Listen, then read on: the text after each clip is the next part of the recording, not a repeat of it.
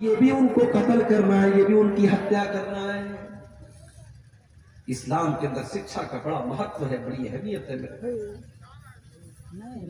ہمارے نبی اکرم کے اوپر قرآن کی جو پہلی 5 آیتیں نازل ہوئی, جا کر کے اٹھا کر کے دیکھو, ان 5 آیتوں میں نہ نماز کا ذکر ہے, نہ روزے کا ذکر ہے, نہ زکوٰۃ کا ذکر ہے, نہ حج کا ذکر ہے.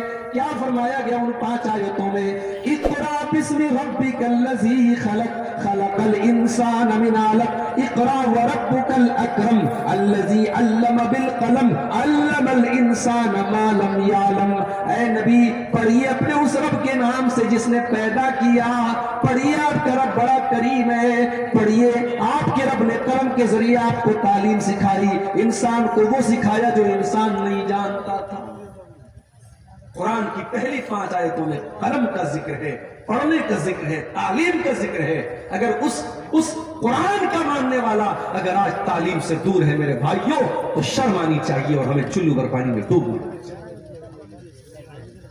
ہمارے نبی امی ہیں مگر ساری کائنات کو درس دینے کے لیے آئے ہیں. ہمارے نبی کے ٹیچر کون ہے؟ قرآن اٹھاؤ, اللہ فرماتا ہے علمہ شدید القویٰ ذو مرۃ فاستویٰ. میرے نبی کا ٹیچر تو جبریل جیسا فرشتہ ہے جو اپنے پر کو زمین پہ مار دے تو ساری زمین جل جائے گی. اتنا ہیوی, اتنا ہیبت ناک اور تمام فرشتوں کا سردار جبریل امین میرے نبی کا ٹیچر ہے. میرے نبی کو قرآن پڑھانے والا ٹیچر جبریل امین ہے. تو اللہ کے رسول بھی ہیں, نبی بھی ہیں, امی بھی ہیں. الذی یجدونہ مکتوبا عندہم فی التوراۃ والانجیل. کیا بھائی صاحب ایک بار سیٹ کرو.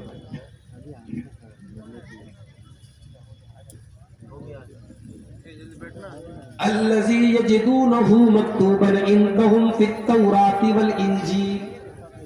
میرے نبی کا تذکرہ تم کو تورات کے اندر ملے گا جو یہودیوں کی کتاب ہے, انجیل کے اندر ملے گا جو کرسچنز کی کتاب ہے.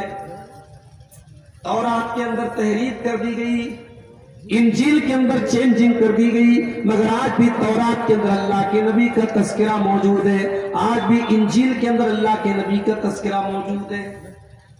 ہمارے بھارت میں ہمارے ہندو بھائیوں کی جو کتابیں, ہم نہیں کہہ سکتے کہ ان کتابوں میں کتنا پریورتن کیا گیا, کتنی چینجنگ کی گئی, مگر آج بھی ان کتابوں میں ہمارے نبی کا تذکرہ موجود ہے. کہیں کہا گیا کہ وہ نراج شخص ہوں گے, ان کی بہت زیادہ پرشنسا کی جائے گی. کہیں کہا گیا ان کا نام محمد ہوگا, کہیں کہا گیا کہ محمد ہوگا, کہیں ان کی پیدائش کی تاریخ بتائی گئی, کہیں یہ بتایا گیا کہ وہ اونٹ کی سواری کریں گے, کہیں بتایا گیا ان کی 12 پتنیاں ہوں گی, کہیں بتایا گیا کہ وہ براق کی سواری کریں گے, کہیں ان کے صحابہ کا تذکرہ کیا گیا, کہیں ان کی خوبصورتی کا تذکرہ کیا گیا. ہمارے ہندو بھائیوں کی کتابوں میں بھی ہمارے نبی کا تذکرہ آپ کو ملے گا. الذی یجدونہ مکتوبا عندہم فی التوراۃ والانجیل. اس نبی کا تذکرہ تم کو صرف قرآن میں نہیں ملے گا, دوسری آسمانی کتابوں کے اندر. اور کہتے ہیں کہ جادو وہ ہے جو سر چڑھ کے بولتے. میرے نبی کی تعریف تو آپ کے دشمنوں نے بھی کی ہے, جو زندگی بھر آپ کے دشمن رہے انہوں نے بھی آپ کی تعریف کی ہے, جنہوں نے آپ کا کلمہ پڑھا انہوں نے بھی آپ کی تعریف کی ہے, اور جنہوں نے آپ کا کلمہ نہیں پڑھا انہوں نے بھی آپ کی تعریف کی ہے. 1980 میں کتاب چھپتی امریکہ سے. کتاب کا نام ہے The 100 Great Personalities. دنیا کے 100 مہان ویکتی. کتاب کا رائٹر کون ہے؟ ایک عیسائی اسکالر ہے, اس کا نام ہے doctor Michael Hart. Doctor Michael Hart نے دنیا کے 100 مہان ویکتیوں کے اوپر ایک کتاب لکھی. وہ عیسائی تھا, اس نے عیسیٰ علیہ السلام کو 3 نمبر پر رکھا, اس نے گوتم بدھ کو 14 نمبر پر رکھا, اس نے مہاویر جین کو 99 نمبر پر رکھا. اس نے اپنی اس کتاب میں اگر پہلے نمبر پر رکھا, اور پوری دنیا کی تاریخ پڑھنے کے بعد پہلے نمبر پر رکھنے کے لائق اگر اس کو کوئی انسان نظر آیا تو وہ جناب محمد الرسول اللہ صلی اللہ علیہ وسلم نظر آئے. اس نے اپنی اس کتاب میں نمبر 1 پر اللہ کے نبی کو رکھا. اس کی کتاب انگلش میں چھپی، آج تو اردو میں بھی اس کا ٹرانسلیشن ہو چکا ہے، آپ کو مل جائے گی۔ انگلش میں کتاب چھپی، کتاب جب چھپی تو بوال ہو گیا، پریس میں پوچھا گیا، پریس والوں نے پوچھا ڈاکٹر صاحب آپ تو کرسچن آدمی ہیں، آپ تو عیسائی آدمی ہیں، آپ نے عیسیٰ علیہ السلام کو چوتھے نمبر پر کیوں رکھا، آپ نے محمد صاحب کو پہلے نمبر پر کیوں رکھا؟ ڈاکٹر مائیکل ہارٹ نے جو جواب دیا تھا وہ آج بھی اس کی کتاب کے مقدمہ کے اندر موجود ہے۔ اس نے لکھا تھا he was the only man in history who was the supremely successful on both the religious and secular levels۔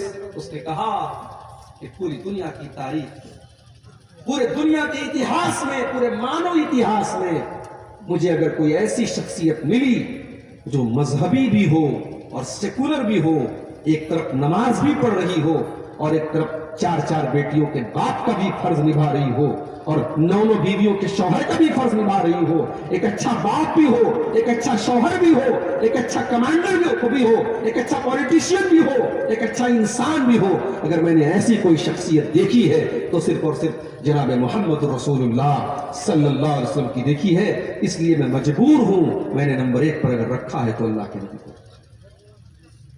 یہ میرے نبی کی شان ہے میرے بھائی۔ الذی یجدونہ مکتوبا عندہم فی التوراۃ والانجیل، میرے نبی کا تذکرہ تم کو تورات کے اندر ملے گا، تم کو انجیل کے اندر ملے گا۔ بخاری کے الفاظ ہیں، اللہ کے نبی کا تورات کے اندر تذکرہ کیسا تھا؟ صحابی کہتے ہیں کہ تورات کے اندر جب ہم نے پڑھا تو اللہ کے نبی کے بارے میں لکھا تھا لَيْسَ بِفَضٍ وَلَا غَلِيظٍ وَلَا سَخَّابٍ فِي الْأَسْوَاقِ، کہ آخری نبی ایسے ہوں گے کہ ان کے مزاج میں کٹھورتا نہیں ہوگی، سختی نہیں ہوگی، ان کے مزاج میں نرمی ہوگی، ان کی زبان کے اندر مٹھاس ہوگی۔ وَلَا سَخَّابٍ فِي الْأَسْوَاقِ، وہ بازاروں میں چلانے والے، چیخنے والے بازاروں لوگوں کی طرح نہیں ہوں گے۔ لا يدفع السیئۃ بالسیئۃ، وہ برائی کا بدلہ برائی سے نہیں دیں گے۔ ولکن یعفو ویصفحوا، وہ اپنے دشمن کی خطاؤں کو بھی معاف کر دیں گے، اپنے شترو کو، اپنے دشمن کو بھی معاف کر دیں گے۔ تو اس نبی کا تذکرہ تم کو تورات کے اندر بھی ملے گا اور اس نبی کا ذکر تم کو انجیل کے اندر ملے گا۔ یامرہم بالمعروف، وہ نبی تم کو نیکیوں کا حکم دیں گے، وَيَنْهَاهُمْ عَنِ الْمُنْكَرِ، تم کو برائیوں سے روکیں گے۔ یہ نبی کا 2 کام ہے، یہ نبی کا بھی کام ہے اور نبی کے ماننے والوں کا بھی کام ہے۔ نیکی کا حکم دیں گے، برائی سے روکیں گے۔ وہ شراب سے منع کریں گے، وہ خود شراب نہیں پئیں گے۔ وہ زنا سے منع کریں گے، خود زنا نہیں کریں گے۔ وہ حرام خوری سے منع کریں گے، خود حرام کام نہیں کریں گے۔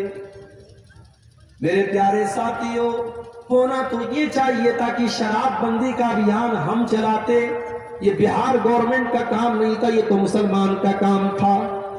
ہونا تو یہ چاہیے تھا مسلمان کی بستیوں میں کہیں شراب کی دکان نظر نہ آئے اور شراب کے اڈوں پر کئی مسلمان نظر نہ آئے، کیونکہ جتنا شراب کو آپ کے مذہب میں حرام قرار دیا گیا اور جتنے سخت جملے آپ کے مذہب میں کہے گئے اتنے کسی اور مذہب میں نہیں کہیں گے۔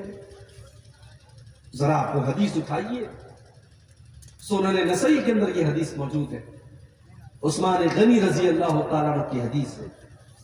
کہتے ہیں کہ وہ لوگوں شراب سے بچو، یہ ام الخبائث ہے، یہ تمام برائیوں کی جڑ ہے، یہ تمام گندگیوں کی جڑ ہے۔ پچھلے زمانے میں اللہ کا ایک نیک بندہ تھا جو بہت نیک آدمی تھا، بڑا متقی تھا، بڑا زاہد تھا۔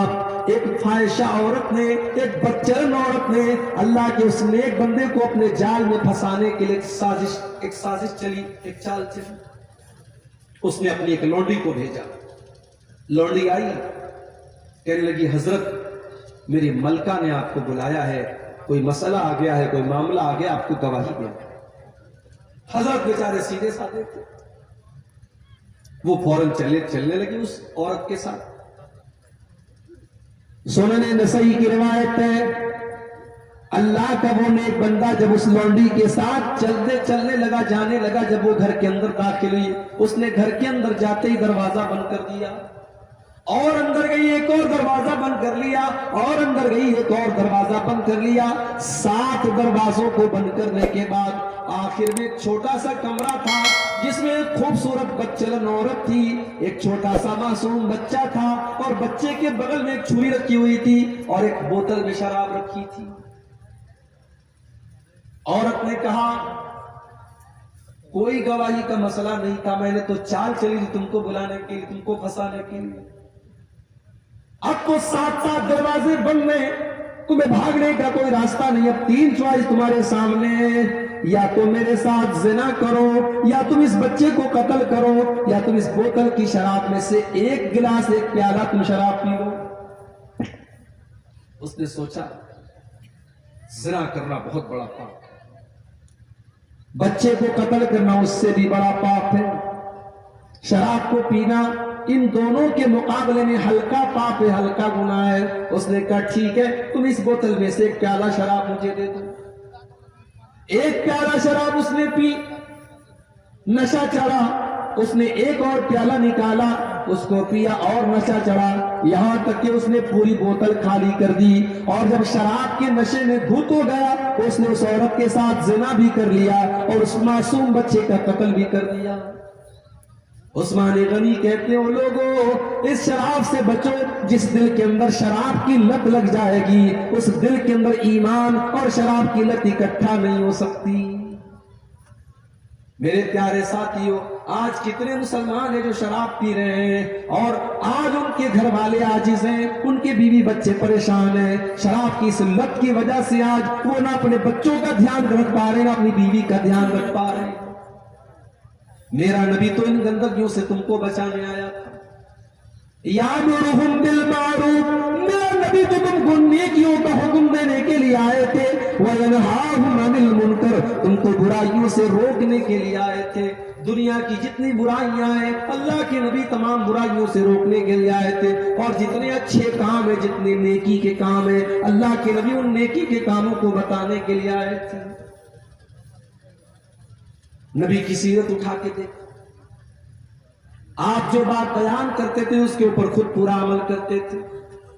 اگر آپ نے دنیا والوں سے یہ کہا کہ اپنی زبان سے تم جھوٹ نہ بولو، تو میرے نبی نے خود ایسی زندگی گزار کر کے دکھائی کہ آپ نے کبھی جھوٹ نہیں بولا، آپ کے اوپر کبھی جھوٹ کی تہمت نہیں لگائی گئی۔ آپ نے اگر لوگوں کو ایمانداری کا سبق دیا تو میرے نبی نے پوری زندگی ایمانداری کی گزاری۔ اگر آپ نے لوگوں کو وعدہ پورا کرنے کی شکشا دی تو میرے نبی نے کبھی وعدہ خلافی نہیں کی۔ آپ کی زندگی میں قول و عمل میں تضاد نہیں ہے، آپ کے کردار میں اور آپ کی گفتار میں فرق نہیں ہے، جو زبان سے کہا اس کے اوپر عمل کرتے ہیں۔ اپنی امت سے کہا کہ 5 ٹائم کی نماز پڑھو، ہو سکے تو تہجد کی بھی پڑھ لو، کمپلسری نہیں ہے، ضروری نہیں ہے، انیواریہ نہیں ہے۔ اپنی امت نے کہا کہ 5 ٹائم کی نمازیں پڑھو، اور میرے نبی کا حال یہ تھا کہ رات رات بھر تہجد پڑھا کرتے تھے اور اتنے لمبے لمبے قیام کیا کرتے تھے کہ آپ کے پاؤں میں سوجن آ جایا کرتی تھی۔ اور کبھی اماں عائشہ اگر پوچھ بیٹھتی تھی کہ اے اللہ کے نبی آپ کو اتنی عبادت کرنے کی کیا ضرورت ہے، تو اللہ کے پیارے نبی فرماتے تھے افلا اکون عبدا شکورا، اے عائشہ کیا میں اپنے رب کا شکر گزار بندہ نہ بنوں؟ تو میرا نبی نیکیوں کا حکم دیتا ہے اور برائیوں سے روکتا ہے۔ وَيُحِلُّ لَهُمُ الطَّيِّبَاتِ، اور میرے نبی تم کو پاک چیزوں کو حلال کرتے ہیں تمہارے لیے۔ وَيُحَرِّمُ عَلَيْهِمُ الْخَبَائِثَ، اور ناپاک اور گندی چیزوں کو تمہارے لیے حرام کرتے ہیں۔ میرے پیارے بھائیو، اللہ کے نبی کی جو شریعت لے کر کے آپ آئے وہ شریعت کتنی پیاری شریعت ہے۔ ہم جتنی حلال چیزیں، ہمارے جتنے کھانے کے لائق چیزیں وہ ہم کھا سکتے ہیں، اور جتنی حرام چیزیں وہ ہم کو نہیں کھانا ہے۔ جانور تو بکرا بھی ہے، بکری بھی ہے، اور جانور کتا بھی ہے۔ بکرا بکری حلال ہے، کتا حرام ہے۔ کھانے والے کتے کو بھی کھاتے، سور کو بھی کھاتے، मगर हमें सूअर को देख करके घिन आती है, कुत्ते को देख करके घिन आती है। हमें लगता है कि ये खबीस जानवर है, ये नापाक जानवर है, ये हलाल होता तो कितनी मुश्किल होती। अल्लाह के नबी जो शरीयत लेकर के आए उसमें कोई गंदी और खबीस चीज हमारे लिए हलाल नहीं की गई और कोई पाक चीज हराम नहीं की गई। जितनी पाक चीजें वो हलाल है और जितनी खबीस और नापाक चीजें वो हराम है। जब कोरोना वायरस आया था उस दौर में सबसे पहले चाइना से उसकी शुरुआत हुई। तो चाइना का एक शहर है, वहां बहुत बड़ी मार्केट है जहां मुख्तलिफ जानवरों के गोश्त बिकते हैं। उस वक्त जब कोरोना वायरस हमारे इंडिया में नहीं आया था, चाइना में शुरू हुआ था। उस दौर में मैंने यूट्यूब के ऊपर एक वीडियो देखा चाइना की उस मार्केट का कि देखूं वहां क्या क्या लोग खाते हैं। यकीन मानिए अगर वो वीडियो आप देख लेते, कोई कमजोर दिल और दिमाग का आदमी देख लेता तो शायद उल्टी कर देता। सांप खा रहे हैं, सांप खा रहे हैं, चूहे खा रहे हैं, छिपकली खा रहे हैं, जो समझ में आ रहा है वो खा रहे हैं। वो मंजर देख करके तबीयत में इतनी घिन आई मेरे भाई, दिल ने अल्लाह का शुक्र अदा किया कि अल्लाह तूने कितना बेहतरीन मजहब हमको दिया, तूने कितना बेहतरीन दीन हमको दिया कि हम वही चीजें खाते हैं जो आसानी से हम खा सकते हैं, जो हमारे लिए पाक है, हलाल है, और हराम चीजों से तूने हमको दूर। अल्लाह के नबी जो शरीयत लेकर के आए उस शरीयत की ये विशेषता है, ये खासियत है, वह युहिल्लु लहुमुत तय्यिबात, हलाल चीजें, पाक चीजें तुम्हारे लिए हलाल की गई और गंदी और नापाक चीजें हराम की गई। लेकिन अब हलाल और हराम के बीच में एक नया मसला चला है, मकरूह का। सिगरेट क्या है? कुछ लोग कहते हैं मकरूह है। मकरूह है इस्लाम में। मकरूह किसको कहते हैं? मकरूह मुस्तहब का उल्टा है। मिसाल के तौर पे खड़े होकर के पेशाब करना मकरूह है। अगर कोई मजबूरी ना हो तो अच्छी चीज नहीं है, बैठ करके पेशाब कीजिए। हाँ, अगर कोई ऐसी जगह है कि वहां खड़े होकर के ही पेशाब करना है, बैठ करके करेंगे तो कपड़ा और गंदा होने का डर है, तो वहां जायज है। मस्जिद में दाखिल होने के टाइम दाहिना पांव अंदर डालना ये मुस्तहब है। मस्जिद से निकलने के टाइम बायां पांव पहले निकालना मुस्तहब है। अब इसी का उल्टा आप करें तो ये मकरूह है। मकरूह हराम और हलाल के बीच की कोई चीज नहीं है मेरे भाई। सिगरेट का मसला आया, बीड़ी का मसला आया, तंबाकू का मसला आया, कुछ लोगों ने अपना उल्लू सीधा करने के लिए कह दिया मकरूह है। हमने कहा मकरूह कैसे हो गया? बोले कुरान में कहां लिखा है कि सिगरेट हराम है, हदीस में कहां लिखा है सिगरेट हराम है। मैंने कहा कुरान में नहीं लिखा है कि सिगरेट हराम है, मगर क्या कुरान में ये नहीं लिखा है वला तुल्कू बिअयदीकुम इला तालुका, अपने आप को हलाकत में न डालो, आत्महत्या न करो, खुदकुशी न करो। सिगरेट पीने वाला अपने आप को भी हलाकत में डाल रहा है और जितने लोगों तक उसका धुआं पहुंच रहा है वो सबको कैंसर का और दमे का बीमारी में डाल रहा है। और सबसे बड़ी बात यह है, बीड़ी पीने वाला मस्जिद में जब आपके बगल में खड़ा होता है तो 3-4 आदमी के बाद भी अगर वो खड़ा होगा तो आपको बदबू आ जाएगी कि कोई सीढ़ी सिगरेट और बीड़ी पीने वाला आपके बगल में खड़ा है। जब अल्लाह के नबी ने ये फरमाया कि लहसुन और प्याज, कच्चा लहसुन और कच्ची प्याज खा करके कोई मस्जिद में ना आए क्योंकि फरिश्तों को उससे तकलीफ होती है। मेरे भाइयों, अगर फरिश्तों को कच्चे प्याज और कच्ची लहसुन की महक से तकलीफ हो सकती है तो बीड़ी और सिगरेट की महक तो उससे ज्यादा बुरी होती है। क्या फरिश्तों को उससे तकलीफ नहीं होती? हमने अपने मतलब के लिए मकरूह करा दिया। हराम है ये सिगरेट, हराम है ये बीड़ी और हराम है ये तंबाकू। मेरे प्यारे साथियों, हर वो चीज जो आपके बदन को, आपके शरीर को, आपके अखलाक को, आपके माल को बर्बाद करे वो चीज शरीयत के अंदर हराम है। बीच का रास्ता मत निकालो। वयुहिल्लु लहुमुत तय्यिबात, हमने तुमको वो नबी दिया है जो पाक चीजों को तुम्हारे लिए हलाल करते हैं और नापाक चीजों को तुम्हारे लिए हराम करते हैं। कभी कभी ऐसा भी हुआ, एक जानवर अल्लाह के नबी के दौर में मिलता था, गोह नाम था उसका, अरबी में उसको ज़ब्बुन बोलते हैं। गौ का जानवर हलाल था मगर अल्लाह के नबी को पसंद नहीं था। آپ کے سامنے گو کا گوشت آیا، آپ نے کہا کون سے جانور کا گوشت ہے؟ بتایا گیا گو کا گوشت ہے۔ آپ نے کہا میں نہیں کھاتا، مجھے پسند نہیں ہے، تمہیں کھانا ہو تم کھا لو۔ آپ نے جائز کو قرار دیا، مگر آپ کی اپنی طبیعت کو وہ پسند نہیں تھا، اس لیے شریعت کے مسئلے کے حساب سے گو کا جانور حلال ہے، کھا سکتے ہیں۔ تو شریعت میں تمام پاکیزہ چیزیں حلال ہیں اور تمام پاکیزہ چیزیں حرام۔ اور آگے بڑھیے، وَيَزَوْ عَنْهُمْ إِسْرَهُمْ وَالْأَغْلَالَ الَّتِي كَانَتْ عَلَيْهِمْ، اور میرے نبی نے ان بوجھوں کو، ان رسم و رواج کی ان زنجیروں کو تم سے ہٹا دیا جو تمہارے اوپر تھی۔ بہت ساری رسم و رواج تھی، اس کو اللہ کے نبی نے ختم کیا۔ میری پیاری ماں بہنوں، کتنے قبیلے عرب کے اندر ایسے تھے جن کے درمیان اگر بیٹی پیدا ہو جاتی تھی تو وہ اس کو کلنک مانتے تھے، بیٹی کی پرورش کو وہ بہت بڑا کلنک مانتے تھے۔ بیٹی پیدا ہونے کے بعد بیٹی کو اپنے ہاتھوں سے وہ زندہ زمین میں گاڑ دیا کرتے تھے، دفن کر دیا کرتے تھے، یہ رسم یہ ان کے درمیان پائی جاتی تھی۔ اللہ نے قرآن میں نقشہ کھینچا، وَإِذَا بُشِّرَ أَحَدُهُمْ بِالْأُنْثَىٰ ظَلَّ وَجْهُهُ مُسْوَدًّا وَهُوَ كَظِيمٌ، جب ان کے گھر میں بیٹی کی پیدائش ہوتی ہے تو باپ کا چہرہ کالا پڑ جاتا ہے۔ يَتَوَارَىٰ مِنَ الْقَوْمِ مِنْ سُوءِ مَا بُشِّرَ بِهِ، باپ اپنا چہرہ اپنی قوم سے چھپاتا ہے۔ أَيُمْسِكُهُ عَلَىٰ هُونٍ أَمْ يَدُسُّهُ فِي التُّرَابِ، وہ سوچ میں پڑ جاتا ہے کہ کیا کروں، اگر بیٹی کی پرورش کرتا ہوں تو سماج میں ذلت و رسوائی اٹھانی پڑے گی، اور دوسرا راستہ یہ ہے کہ بیٹی کو زندہ زمین میں گاڑ دوں۔ بیٹیوں کو گاڑ دیا جاتا، یہ الگ بات ہے۔ سائنس ترقی کر گئی، آج زمانہ ترقی کر گیا، انسان چاند پر پہنچ گیا، مگر بیٹیوں کو تو آج بھی بوجھ مانا جاتا ہے۔ آج بھی کئی ہاسپٹل کے باہر کسی کوڑے کے ڈھیر میں یہ بچی آپ کو نظر آ جائے گی، کہیں یہ بچیاں طوائف کے اڈوں پر آپ کو نظر آ جائے گی، کہیں ان بچیوں کو بازاروں میں لے جا کر کے بیچا جا رہا ہے، اور کہیں تو یہ ماں کے پیٹ میں ہی مار دی جاتی ہے، ایبارشن کر دیا جاتا ہے۔ وہ لوگوں، کبھی موقع ملے تو یوٹیوب کے اوپر ایبارشن کا ویڈیو دیکھ لینا۔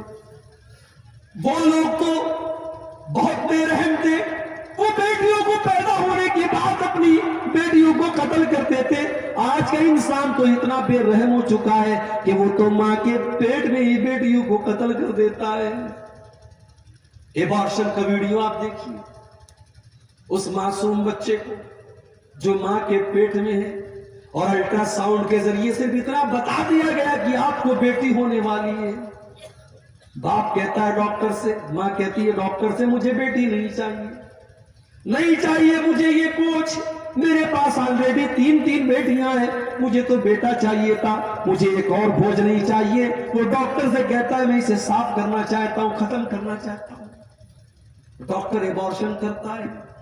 وہ لوگوں، ایبارشن کے ذریعے، اس دوا کے ذریعے وہ معصوم بچہ جو ابھی پوری طریقے سے بنا بھی نہیں ہے ماں کے پیٹ میں، اس بچے کے ٹکڑے ٹکڑے کر دیے جاتے ہیں، اس کے ہاتھ پیر توڑ دیے جاتے ہیں، اس کے بدن کی بوٹی بوٹی نوچ کر کے اس کو ماں کے پیٹ میں مار دیا جاتا ہے۔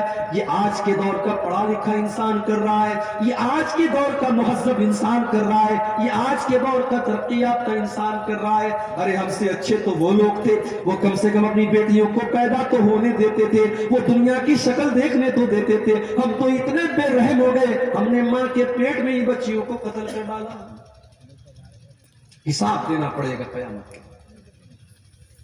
وَإِذَا الْمَوْءُودَةُ سُئِلَتْ بِأَيِّ ذَنبٍ قُتِلَتْ، کل قیامت کے دن اس معصوم بچی سے پوچھا جائے گا تیرے ماتا پتا نے، تیرے ماں باپ نے تجھے کس جرم کی سزا دی، کیوں تجھے قتل کیا؟ نبی اکرم کے پاس ایک صحابی آتے ہیں، صحیح ابن حبان کی صحیح روایت ہے، ایک صحابی آتے ہیں، اے اللہ کے نبی، اسلام لانے کے پہلے میں نے بہت سارے پاپ کیے، میں نے بہت سارے گناہ کیے، مگر ایک پاپ مجھے اپنا بار بار یاد آتا ہے۔ کون سا پاپ تم نے کیا؟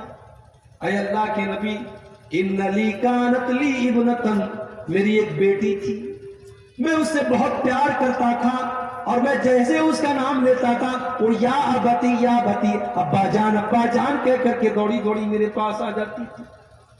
قوم کے لوگ مجھے تانا مار رہے تھے، تم غلط کر رہے ہو، تم سماج کے خلاف جا رہے ہو، تم بیٹی کی پرورش کر رہے ہو، تم بیٹی کو پال رہے ہو۔ اے اللہ کے نبی، میں سماج کے تانے سن سن کر کے تنگ آ گیا۔ ایک دن میں نے بیٹی کو بلایا، ہاں یہ بیٹی ہی تو ہے جو باپ کے ایک بار بلانے پر دوڑی دوڑی چلی آتی ہے، شادی کے بعد بھی اپنے مائکے میں رہتی ہے، ماں کا فون جاتا ہے تیرے ابو کی طبیعت بڑی خراب ہے۔ بیٹی اپنے سسرال میں اپنے سارے کام دھام چھوڑ کر کے اپنے بیمار باپ کو دیکھنے آ جاتی ہے، اور وہ بیٹا جس کے پیدا ہونے پر باپ نے بڑی مٹھائیاں بانٹی تھی، وہ بیٹا اپنے باپ کو دم توڑتے ہوئے دیکھ کر کے بھی اپنے کام میں لگا رہتا ہے، اسے اپنے باپ کی حال چال لینے کی فکر بھی نہیں ہے۔ او لوگوں، تم نے بیٹیوں کے اوپر بیٹوں کو ترجیح دی ہے، تم نے بیٹوں کو مقدم کیا ہے، لیکن سماج کی حقیقت یہ کہ بیٹیاں اپنے ماں باپ سے زیادہ پیار کرتی ہیں۔ صحابی کہتے ہیں اللہ کے نبی، میں نے بیٹی کو آواز دی، وہ دوڑی دوڑی میرے پاس آئی، میں نے اس کا ہاتھ پکڑا، گھر کے باہر لے کے گیا، کچھ دور گیا، کچھ فاصلے پر گیا، ایک کنویں کے پاس پہنچا اور میں نے اپنی بیٹی کو اس کنویں کے اندر دھکا دے دیا، اور جب میں نے اپنی بیٹی کو اس کنویں کے اندر دھکا دیا، آخری لفظ جو بیٹی کی زبان سے نکلا وہ کہہ رہی تھی یا ابتی، اے ابا جان، گویا کہ وہ مجھ سے سوال کر رہی تھی، ابا جان اس معصوم کی خطا کیا ہے، اس معصوم کی غلطی کیا ہے، کس جرم کی سزا اپنی بیٹی کو دے رہے ہو۔ اے اللہ کے نبی، آج بھی اپنی اس بیٹی کا یہ جملہ آج بھی میرے کان میں گونجتا ہے، وہ جب یا ابتی کہہ کر کے دنیا سے گئی تھی، وہ آواز آج بھی میرے کانوں میں گونجتی ہے۔ صحابی یہ بیان کرتے ہیں، آنکھوں سے آنسو بہ رہے، اور اللہ کے پیارے نبی کی آنکھوں سے بھی آنسو بہ رہے، اللہ کے نبی بھی رو رہے۔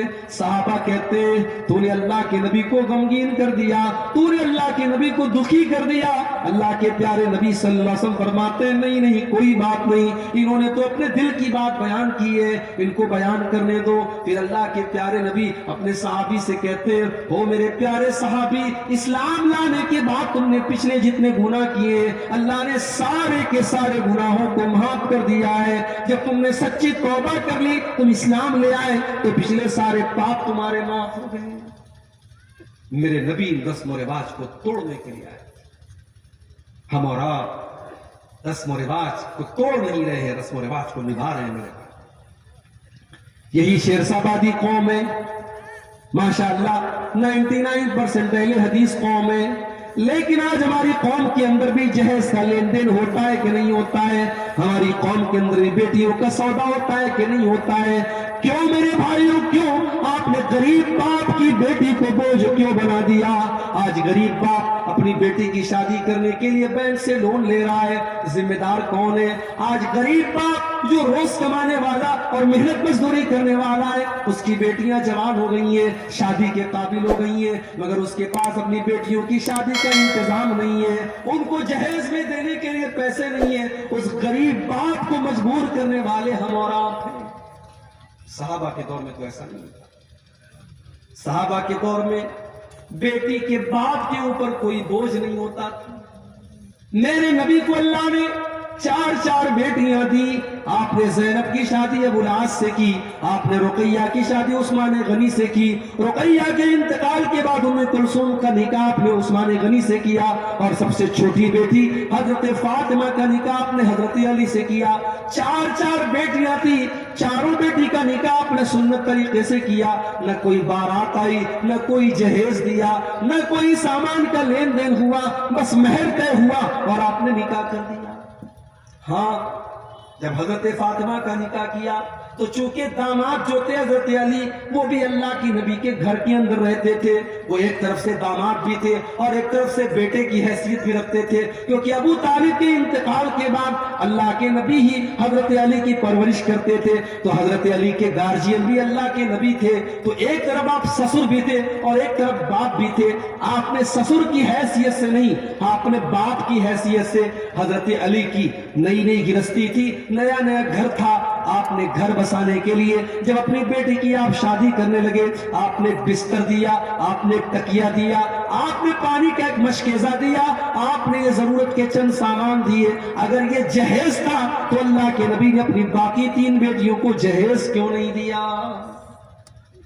ہم رسم و رواج کو نبھا رہے ہیں، اور نتیجہ یہ ہے میرے بھائیوں کہ آج سماج کی نظر میں بیٹی بہت بڑا بوجھ بن چکی ہے، اور بیٹی کی پرورش اور بیٹی کی پیدائش پر اچھے اچھے لوگوں کی ماتھوں پر، پیشانیوں پر پل پڑتا ہے۔ بیٹیاں بوجھ نہیں ہیں، اگر یہ بیٹی بوجھ ہوتی تو اللہ کے نبی یہ نہ فرماتے من کان لہو ثلاث بنات، جس کی 3 بیٹیاں ہوں، جس کی 3 بہنیں ہوں، اور اپنی 3 بہنوں اور 3 بیٹیوں کے ساتھ وہ اچھا سلوک کرے، تو وہ بیٹیاں اور وہ بہنیں اپنے بھائی کو اور اپنے ماں باپ کو جہنم کی آگ سے بچائیں گی۔ اور ایک حدیث میں اللہ کے نبی نے فرمایا من آل جاریتین حتی تبلغا، جس نے 2 بیٹیوں کی پرورش کی، وہ بیٹیاں جوان ہو گئیں، ان کا نکاح کر دیا، ان کی ذمہ داریوں کو نبھا دیا، تو وہ بیٹیاں اپنے ماں باپ کے لیے کتنا بڑا کام کریں گی۔ اللہ کے نبی فرماتے ہیں وہ بیٹیوں کا باپ قیامت کے دن میرے ساتھ ایسے رہے گا جیسے یہ دونوں انگلیاں اپنے ایک دوسرے کے ساتھ لگی ہوئی ہیں۔ بیٹی کی پرورش کرنے والا نبی کے ساتھ ہے۔ ہاں یہ الگ بات ہے اور یہ سچائی بھی ہے، بیٹوں کے مقابلے میں بیٹی کی پرورش مشکل کام ہے۔ بیٹا پالنا ہے، بیٹا جوان ہو گیا تو زیادہ سے زیادہ یہ خبر رکھنا ہے کہ بیٹا کسی غلط کام کی طرف تو نہیں جا رہا ہے، مگر بیٹی کی تو آبرو بھی بچا کر کے رکھنا ہے، بیٹی کی نظر بھی بچا کر کے رکھنا ہے، بیٹی کو غیر محرم کی نظر سے بھی بچانا ہے، اور بیٹی کی شرم و حیا کی بھی حفاظت کرنی ہے۔ بیٹی جوان جب تک نہیں ہو جاتی تب تک الگ فکر ہے، اور جوان ہو جاتی ہے تو الگ فکر ہے۔ اس لیے اللہ کے